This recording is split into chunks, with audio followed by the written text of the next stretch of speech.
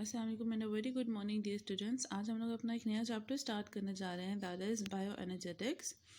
और bio energetics को सबसे पहले अगर हम इस टर्मिनोलॉजी को स्प्लिट करें तो आप इसमें से देख सकते हैं that is bio and then energetics, जो कि एनर्जी से निकला है। ठीक है, सो लाइफ को और लिविंग कंपोनेंट्स को एनर्जी किस तरह से चाहिए होती है, वो उसको सिंथेसाइज और यूटिलाइज किस तरह से करते हैं।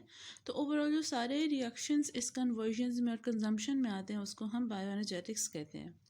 सो if you just talk about the definition for the bio energetics, तो आपकी बुक के स्टार्टिंग, इनफैक्ट इस चैप्टर के जो स्टार्टिंग 2 लाइन्स हैं वो एग्जैक्टली आपकी एक डेफिनेशन है। So you have to memorise that thing. आगे मूव करते हैं। Point number 1 is all organisms need to convert solar energy to chemical energy for consumption। इस बात का क्या मतलब है? देखें, हम जो भी एनर्जी की फॉर्म ले रहे हैं in the form of food, even if the water, तो फूड मेनली जो है वो बनता ही एक केमिकल कंपाउंड्स है ना। इफ़ बेसिकली हम सिर्फ एक शुगर की बात करें तो डेफिनेटली वो भी एक केमिकल कंपाउंड है।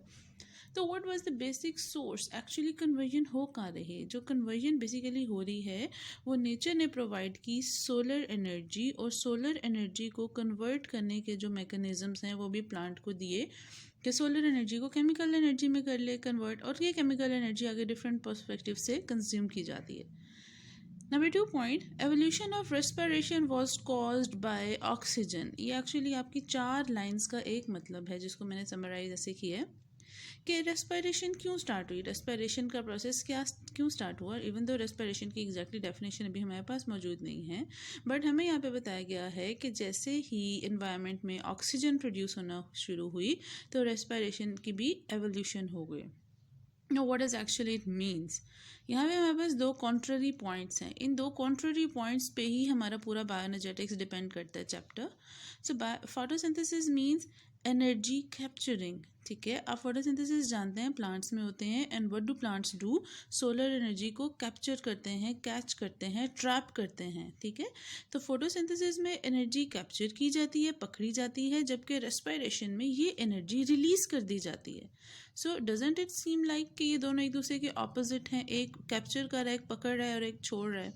Anyhow, this was just a general introduction and some general information regarding to the bioenergetics. Let's move on to the next topic, that is photosynthesis.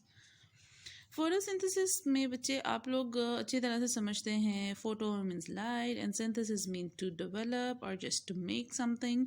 तो फोटोसिंथेसिस मतलब लाइट से जो चीज़ बना रहे हैं, और कौन बना रहे हैं? डेफिनेटली प्लांट्स बना रहे हैं। We can not do that.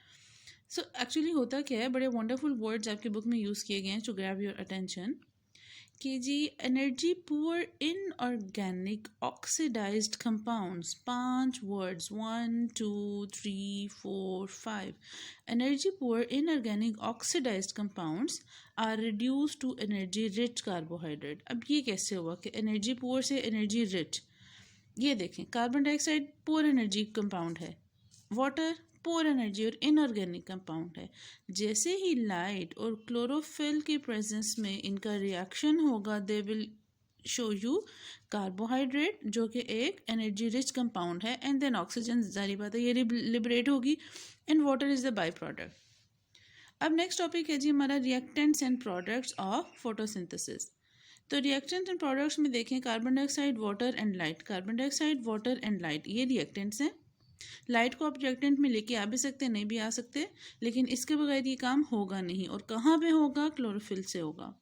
So glucose, oxygen and water ये प्रोडक्ट्स हैं। जैसा कि ग्लूकोज, ऑक्सीजन एंड वाटर ये प्रोडक्ट्स हैं।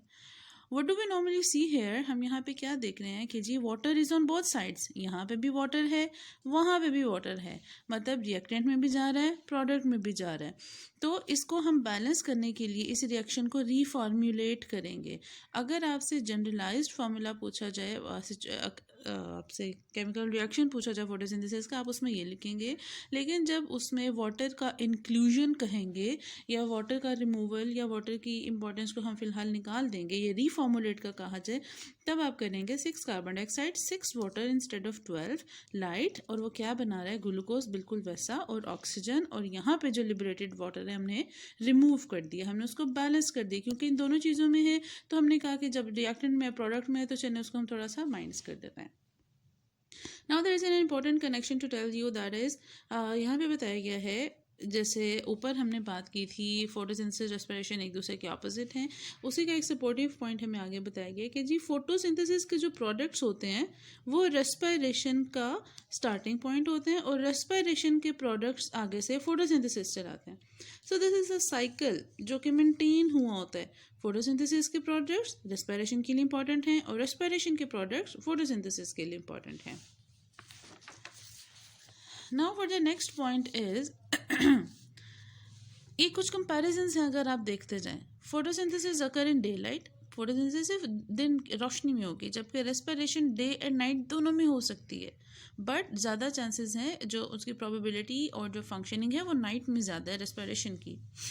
यहाँ पे एक वर्ड मेंशन है एट डॉन एंड डस्क, यानी कि सूरज चढ़ना और सूरज गुरूब होने के वक्त these processes are at equilibrium. यहाँ पे देखें जब रोशनी और अंधेरा मतलब एक इक्विलिब्रियम पॉइंट आएगा जहाँ पे सनरेज और डार्कनेस बैलेंस कर रही हैं, तो वहाँ पे आके ये दोनों प्रोसेस इक्विलिब्रियम यानी कि बैलेंस्ड यानी कि सिंपल एक दूसरे के इक्वल पोजीशंस पे आ जाएंगी.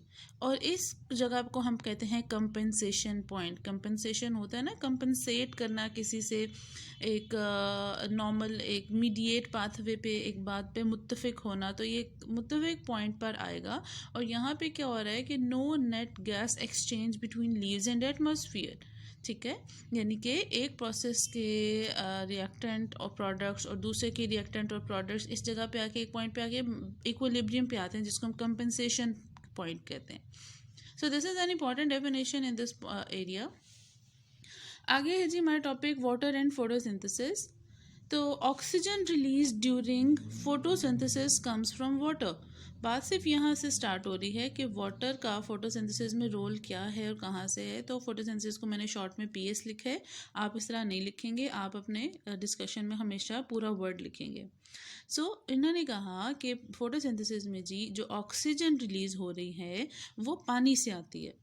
लेकिन हमारे पास यहाँ पे क्वेश्चन रेज हो सकता है कि जी रिएक्टेंट्स में तो कार्बन डाइऑक्साइड भी था, उसमें भी ऑक्सीजन थी, तो ये ऑक्सीजन तो कार्बन डाइऑक्साइड से निकलनी चाहिए. But that is actually wrong thing.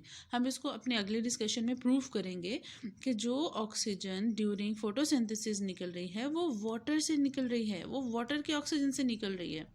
So oxygen is required for aerobic respiration. अब यहाँ पे बताया गया कि जो ऑक्सीजन चाहिए जो रिलीज हो रही है वो क्यों रिलीज हो रही है एनवायरनमेंट में, तो वो इसलिए रिलीज हो रही है ताकि एरोबिक रेस्पिरेशन, जिनको हम आगे अपकमिंग लेक्चर्स में डिटेल में इंशाल्लाह देखेंगे, उसके लिए रिक्वायर्ड है. So there was Niel hypothesis जो कि 1930 में की गई थी. ये एक सेपरेट भी आपसे क्वेश्चन पूछा जा सकता है कि डिफाइन नील्स हाइपोथेसिस, तो आपको पता होना चाहिए कि ये फोटोसिंथेसिस में था. यहाँ पे बताया गया कि जी नील्स ने क्या किया था 1930 में, फोटोसिंथेसिस इन बैक्टीरिया इसने स्टडी किया था और उसने कहा कि उनकी फोटोसिंथेसिस में वो ऑक्सीजन रिलीज नहीं करते क्योंकि वो वाटर को यूज़ नहीं कर रहा था. इसके अलावा इसने कहा that plant split water to oxygen. उसने कहा कि जो वाटर है H2O है उसको प्लांट स्प्लिट करते हैं, तोड़ते हैं और H चला जाता है उसकी ग्लूकोज कन्फर्मेशन में और ऑक्सीजन आ जाता है जो लिबरेट हो जाता है. इसके बाद ये 10 साल के बाद इस आइडिया पे मज़ीद काम किया गया और इसको सोचा गया कि 1940s में first isotopic tracer was used. First isotopic मतलब ऑक्सीजन का एक ऐसा आइसोटोप बनाया गया जो कि ट्रेसर था. ट्रेसर होते ट्रेस करना किसी चीज़ को, आपका पीछा करना उसको, जिसको कहते हैं ना आपने ट्रेसिंग पे लगाया है, ट्रैकिंग पे मोबाइल को लगाया हुआ है, तो इस तरह से ये ट्रेस किए जाते हैं. हम डिफरेंट आइसोटोप्स बनाते हैं, डिफरेंट कंपाउंड स्टडी बनाते हैं, तो हम उसको बायोलॉजिकल मेथड्स में भी वो देखते हैं कि वो कहाँ पे मूव कर रहा है. It was use any how.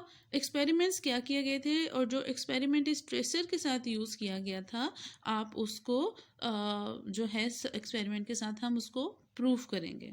अब वो किस तरह से प्रूफ किया गया था, 2 ग्रुप्स लिए गए थे, ग्रुप 1 ग्रुप 2 प्लांट्स का. ग्रुप 1 प्लांट्स, ग्रुप 2 प्लांट्स, दोनों को कार्बन डाइऑक्साइड प्रोवाइड की गई, वाटर प्रोवाइड किया गया, लाइट और क्लोरोफिल दी गई, बना तो आगे से ग्लूकोज, वाटर और ऑक्सीजन, जो रेगुलर एक्चुअली एक हमारे पास प्रोसीजर है. अब चेंजेस क्या है, पहले ग्रुप को हमने जो आइसोटोपिक ऑक्सीजन है, यानी कि समझ लें इस ऑक्सीजन का ब्लू कलर है, इस ब्लू कलर कंपाउंड को हमने वाटर के थ्रू दिया। मतलब वाटर, आप यहाँ पे ऑक्सीजन देख रहे हैं 18 आइसोटोपिक है, जबकि यहाँ पे आइसोटोपिक नहीं है। यहाँ पे आइसोटोपिक ऑक्सीजन हमने कार्बन डाइऑक्साइड को दिया। अब हम देखेंगे कि जो वाटर जो अपने साथ आइसोटोप लेके रिएक्शन में गया है, वो अपने ऑक्सीजन को कहाँ भेजेगा। फर्स्ट ऑफ ऑल ग्लूकोज में नहीं नज़र आया, वाटर में नहीं नज़र आया, वो आइसोटोप डायरेक्टली नज़र आया जो ऑक्सीजन, एटॉमिक ऑक्सीजन जाके बनी। एज कॉन्ट्रेरी टू दिस, जब हमने एक आइसोटोपिक ट्रेसर ऑक्सीजन को कार्बन डाइऑक्साइड इंट्रोड्यूस करके रिएक्शन में भेजा और उसको वाटर प्रोवाइड किया, तो एज यूजुअल ग्लूकोज में नज़र नहीं आया और कार्बन डाइऑक्साइड का ऑक्सीजन वाटर में नज़र आ गया, कार्बन डाइऑक्साइड का ऑक्सीजन में नज़र नहीं आया। सो ये एक सपोर्टिव आर्गुमेंट है जो नाइल्स ने 1930 में कहा था कि जो प्लांट्स हैं वो स्प्लिट करते हैं वाटर को ऑक्सीजन में। Did you get it? Oxygen इधर है, इधर भी है, कार्बन डाइऑक्साइड साथ है, वाटर के साथ है, लेकिन जो ऑक्सीजन रिलीज हो रही है वो वाटर से निकल रही, कार्बन डाइऑक्साइड से नहीं निकल रही। तो ये प्रोसीजर एक्सपेरिमेंट किया गया इस हाइपोथेसिस को सपोर्ट करने के लिए। मूविंग ऑन टू नेक्स्ट, यहाँ पे 2 सिर्फ एडिशनल पॉइंट्स हमें और बताए हैं कि जी NADP को NADPH2 में कन्वर्ट कर दिया जाता है during this process from splitting of water. ठीक है, जैसे ये H2 है तो ये H2 इसके साथ आके एसोसिएट हो जाता है। क्यों एसोसिएट होता है? क्योंकि इन डार्क रिएक्शंस क्या थे जिसको हम रेस्पिरेशन की बात कर रहे हैं, NADPH2 और ATP, ये 2 एनर्जी करेंसीज हैं हमारे पास, is use to reduce carbon dioxide to form sugar. ठीक है, सो ये एक और प्रोसीजर है, एक और एडिशनल स्टेप है, एक लास्ट लाइन थी जिसको डार्क रिएक्शंस में बताया गया। तो आज के हमारे सिर्फ पॉइंट्स और डिस्कशन यहीं पे हैं। So be very careful about this topic, it is quite technical, लेकिन अगर आप एक दफ़ा सिर्फ इनके मेन पॉइंट्स को पकड़ लेंगे then it won't be that much difficult for you. So if you do have any questions you can ask me anywhere any time.